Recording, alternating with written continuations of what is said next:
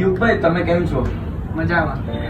યુગભાઈ તમને આ લેપટોપમાં શું ગમ્યું અને તમને આવું કેમ રિફર્બિશમાં તમે પ્રેફર કર્યું તમે? હું લેપટોપ ગોતતો હતો તો મેં ગૂગલ પર સર્ચ કર્યું તો સૌથી બેસ્ટ રિવ્યુ મને આ પ્રીતિ કોમ્પ્યુટર્સના મળ્યા. તો પહેલી જ દુકાને આવ્યો અને મેં લેપટોપ જોયું, સિસ્ટમ જોઈ અને બહુ ગમ્યું.